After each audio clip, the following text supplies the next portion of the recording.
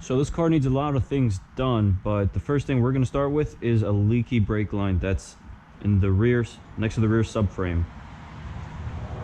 Here's a little diagram for anyone that's wondering. This is right out of the BMW book.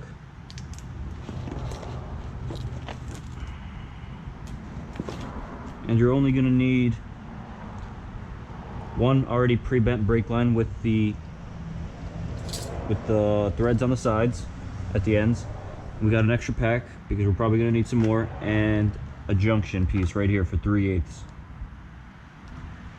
Every shop I've went to has quoted me over $500 just to start the project, and I'm going to show you exactly what we're dealing with and how to do it right. So this is the subframe right here, and that's what we got to replace. I'm not sure if you can see that. Right there. The bend that goes up and to the side.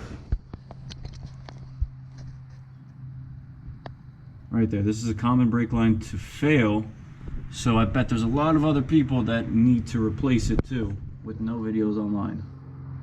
Goes right there to the left.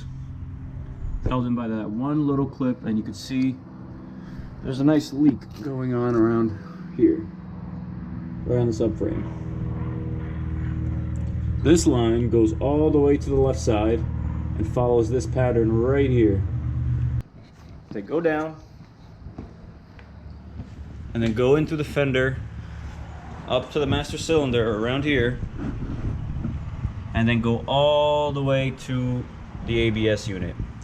This, replacing all of this, is way too big of a pain, so I'm going to show you how to do this the right way. So instead of replacing the whole brake line that goes through the car and up through the engine bay and all the way across, we're just going to be replacing the small section in the back that's actually corroded. And there's a good chance that yours is not corroded either. Just that part. The line in the engine bay that goes all the way up is probably fine for you too. But if it's not, just cut out that one little section, and I'm going to show you how to replace it right now. It's going to be that one right there, held in by the retainer with the red cable going down. We're going to be replacing that nice little swoosh and cutting it somewhere over on the left side. So let's start taking that off.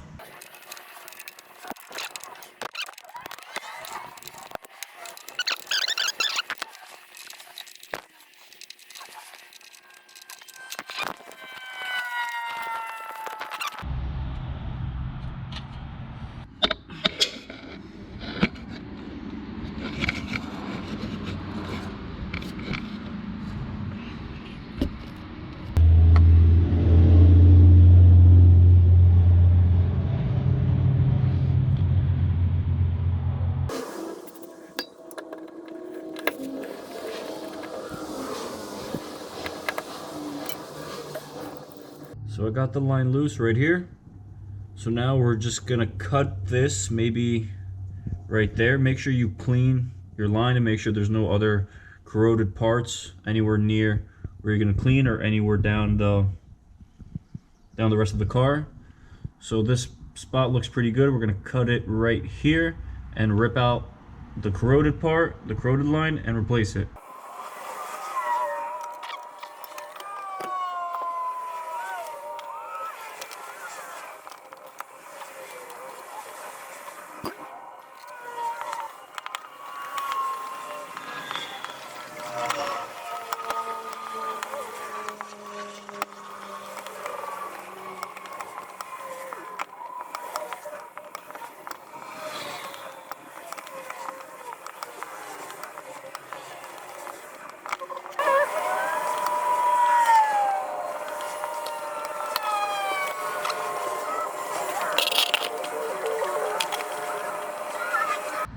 So we got the old line out, ended up snapping on me a little bit, but it goes something like that.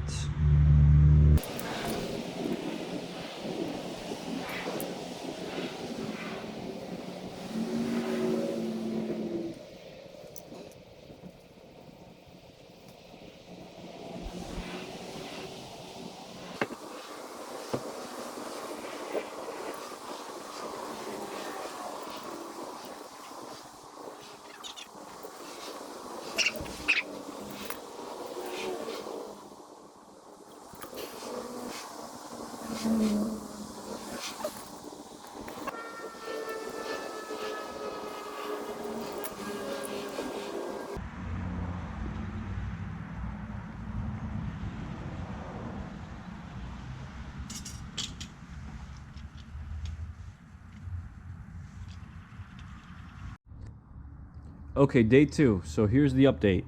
Well, the steel brake line did not want to fit in the car.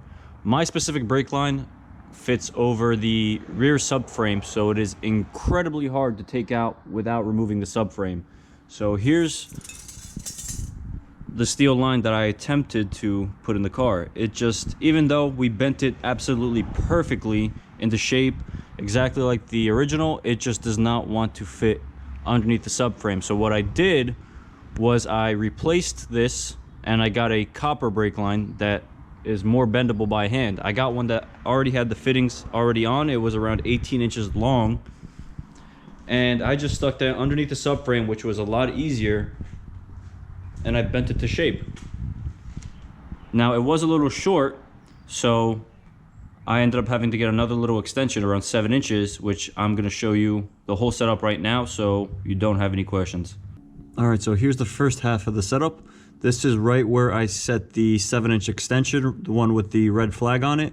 I put a junction right at the end over here, and I flared the original brake line underneath the car, which actually came out a lot better than I thought. And this is the start of the copper line. Let me see, right there. A nice swoosh. I could not get the steel to bend over the fuel line safely, so the only other option I thought was to get this copper line, put another junction right there. This was already flared, so it did even save me some time. And this goes downwards over the subframe right there. There's a set of clips right there that I even was able to get the line back into. So there shouldn't be any rattling at all with this setup. The steel would not allow me to do that. The steel would not want to bend enough. And there's the other side. It goes right over the differential.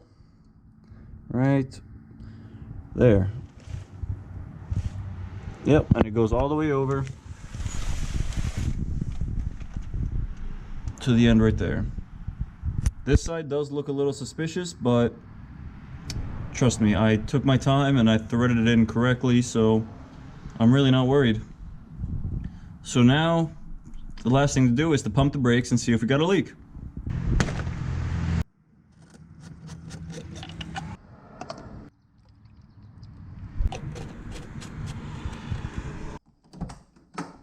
So don't forget to fill up your brake fluid reservoir. You probably lost some fluid while cutting up your lines. And now all we gotta do is pump the brakes. If we see a leak, we know we messed up.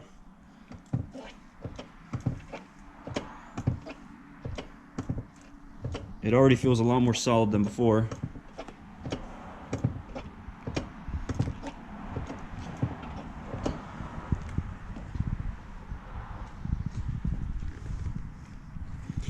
Put this plastic bag down so if any leaks were to come, we would be able to easily see it. And it looks good. No leaks. Shitty flashlight, but no leaks. We're all set. So if you were lucky as me to get everything done and nothing's leaking and you were actually able to fit your brake cable back in, this isn't the end of it. Now that we have our line in and our fluid reservoir filled up, the next thing we should be doing is bleeding our brakes. So I'm gonna see if I can make a part 2, but I hope this showed you some insight on what to do for your brake line. The one key thing to take away would probably be to just keep it simple. Because like you saw, we bent the lines, we did everything exactly how we were supposed to do it, and it just didn't work, and it lost me a lot of time. But I would say mess around with the copper tubings, bend it yourself, and you should be good. But I do, disclaimer, I do plan on dropping my subframe and sandblasting and coating everything, so I'm probably going to be replacing those lines when the subframe is off, because it would just be 50,000 times easier to do that. So yeah, thanks for watching. Don't forget, keep it simple.